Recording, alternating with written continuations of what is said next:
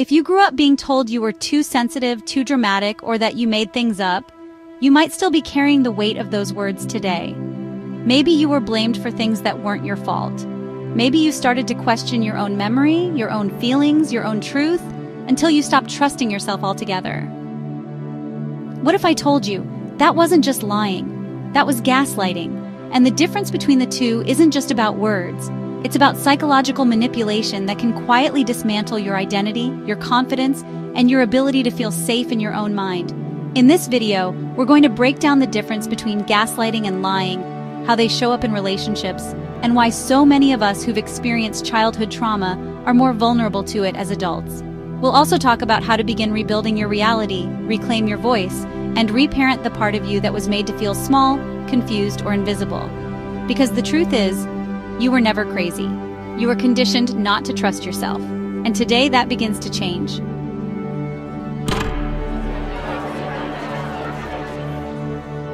Lying is one of the most universal yet complicated human behaviors, a paradox where falsehoods are woven into the fabric of our social interactions, sometimes with devastating consequences, other times with surprising justification. At its core, lying is the deliberate act of providing false information to deceive, whether through words, silence, or even carefully constructed actions. It activates multiple regions of the brain, particularly the prefrontal cortex, which is responsible for decision-making, moral reasoning, and impulse control. Studies using fMRI scans show that lying often requires more cognitive effort than telling the truth. But beneath this simple definition lies a tangled web of motivations, psychological mechanisms, and emotional fallout that shapes relationships, trust, and even our own self-perception. From a developmental standpoint, children typically begin lying around the age of 2 to 3, often as a way to navigate consequences or test boundaries. In adulthood, lying can be shaped by upbringing, trauma, or a learned survival mechanism, especially in environments where telling the truth once led to punishment, shame, or rejection.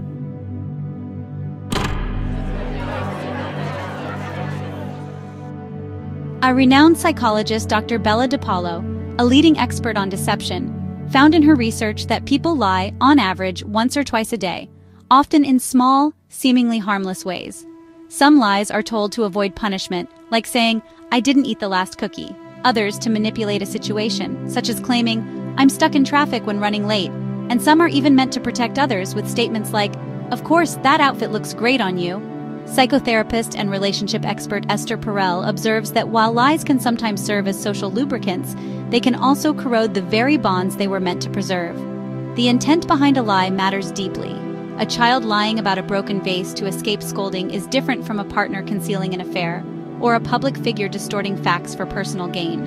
Dr. Paul Ekman, a pioneer in the study of emotions and deception, emphasizes that not all lies are equal. Some are malicious, some are self-serving, and some are told out of fear or even love.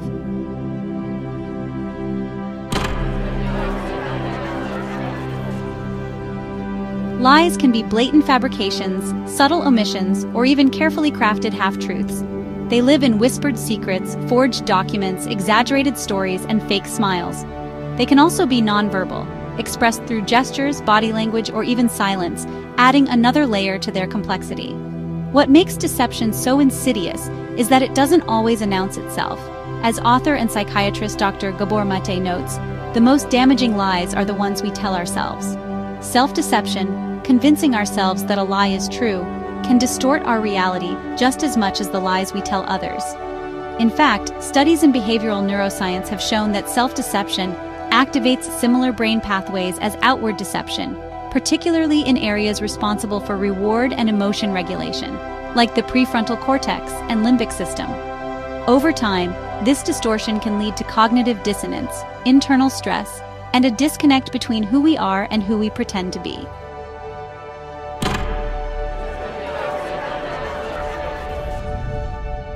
While the liar may rationalize their dishonesty, the person on the receiving end often experiences a deep sense of betrayal.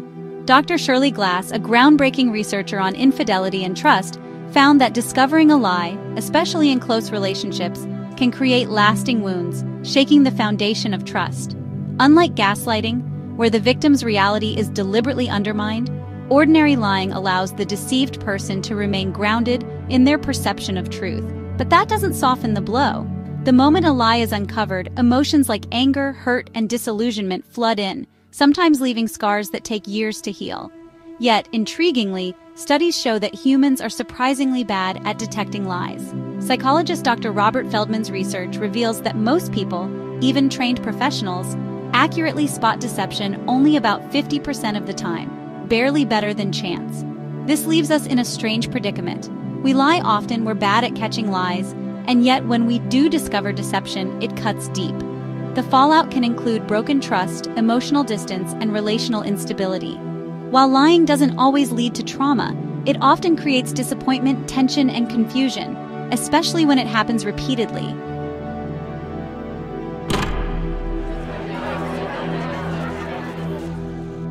While lying is often condemned, a compassionate view acknowledges that it's a deeply human behavior, one rooted in fear, shame, or even misguided care. The question isn't just, why do people lie, but also, what do they need that the truth doesn't provide? Healing from lies requires honesty, accountability, and when possible, forgiveness. As author and researcher Brené Brown wisely notes, clear is kind, unclear is unkind. The more we lean into truth, even when it's uncomfortable, the stronger our relationships and our own integrity become. In the end, lying is a mirror reflecting our vulnerabilities, our fears, and sometimes our unwillingness to face reality. But the antidote, though difficult, is simple courage. The courage to be honest, to face consequences, and to rebuild trust when it's been broken. Because while lies may offer temporary relief, only truth offers lasting freedom.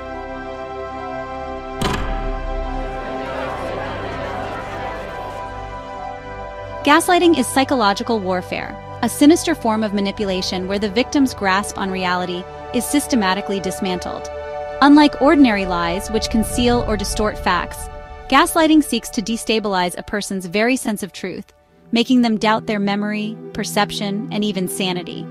The term originates from the 1944 film Gaslight, in which a husband methodically manipulates his wife into believing she is going mad, dimming the gaslights while insisting she's imagining it. Today, the word has become a critical concept in psychology, describing one of the most destructive forms of emotional mistreatment.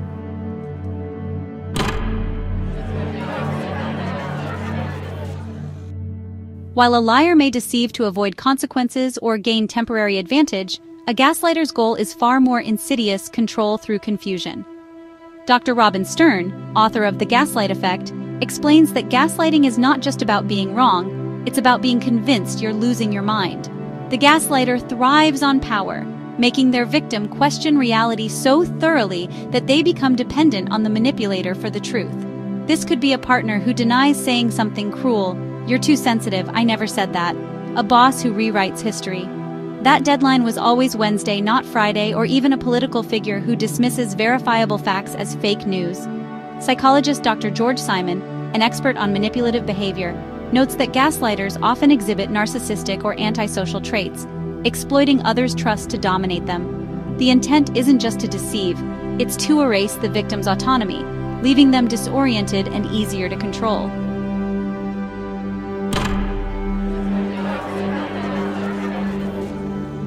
Gaslighting isn't just a one-time lie, it's a slow, deliberate erosion of someone's sense of reality. Over time, these manipulative tactics can leave a person doubting their own memories, feelings, and even their sanity. Some common ways gaslighting shows up include denial and twisting the truth. "That never happened. You must be imagining things." Minimizing feelings. "You're overreacting. It's not that big of a deal." Blaming the victim. "If you weren't so sensitive, you wouldn't feel that way." Distorting reality.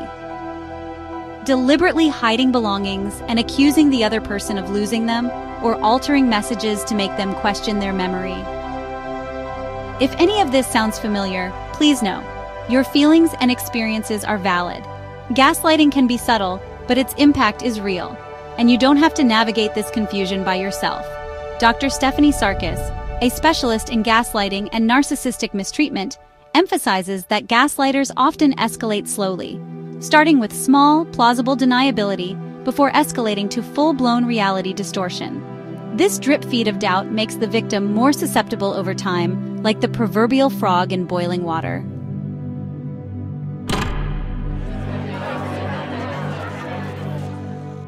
Gaslighting doesn't just leave you feeling hurt, it can cause deep emotional wounds that take time to heal.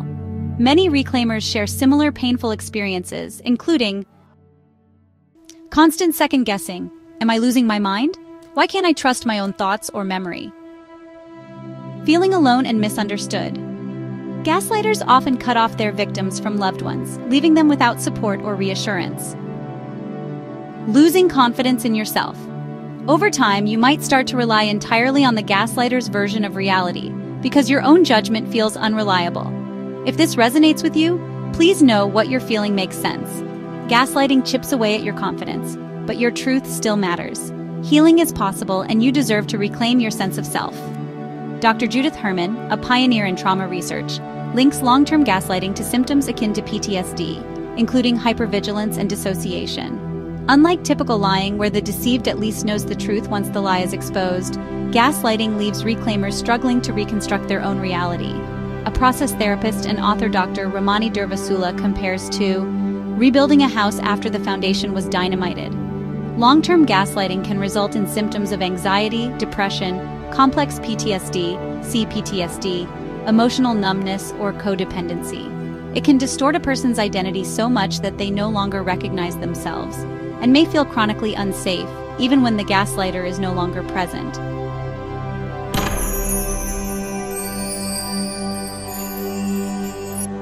Healing starts with recognizing what happened to you. As Dr. Stern reminds us, gaslighting only works if you're invested in the gaslighter's version of reality. That's why reclaiming your truth is so powerful. Here are some steps that can help.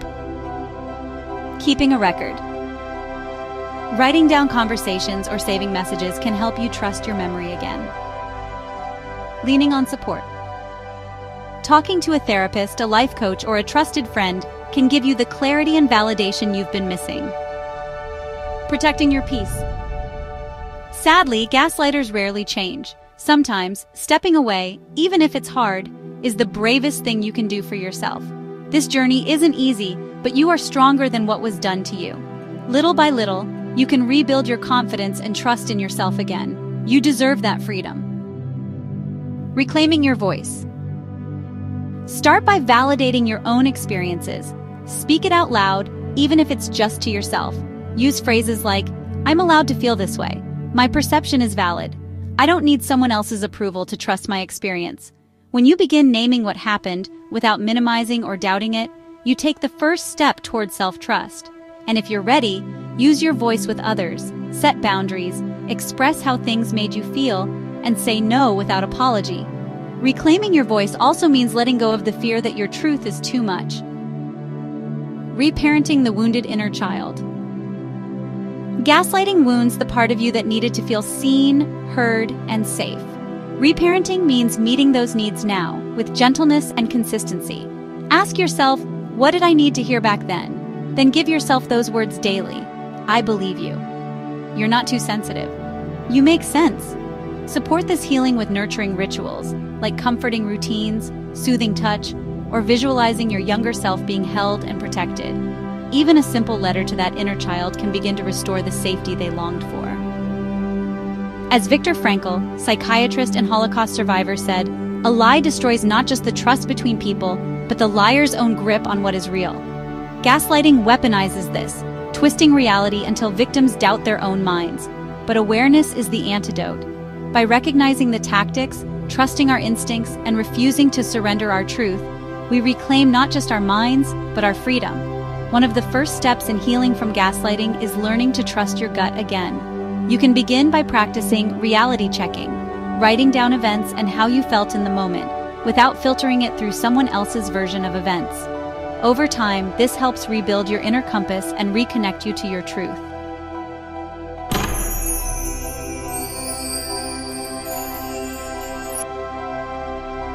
Lies and gaslighting both play with deception, but while a lie obscures the truth, gaslighting tries to erase it. One twists facts, the other twists perception. A lie might make you question what happened, But gaslighting makes you question whether you can trust your own mind. Some lie to avoid pain, to gain an edge, or even to protect. But gaslighting? It's about domination, control. It rewires someone's inner world until their voice fades to a whisper. Both damage trust, but only one dismantles reality itself. So here's a question to sit with. How much of your truth would you silence to keep the peace? And when does that silence become a betrayal, not just of others, but of yourself? The antidote isn't just honesty, it's courage. The courage to face hard truths, to trust your instincts, and to walk away from those who would rather dim your light than confront their own shadows. Every relationship rests on a shared reality. Lies may chip away at it, but gaslighting collapses it entirely. Rebuilding starts with one radical act: believing yourself. Your words matter. Your experiences matter. And that's where we'll leave it for now. May it leave you with something to reflect on. Wishing you clarity, strength, and conversations grounded in truth. Handle reality with care, especially someone else's. If this message spoke to something deep inside you, share your truth below. Your story might help someone else feel less alone. Please don't forget to like and subscribe for more personal development content.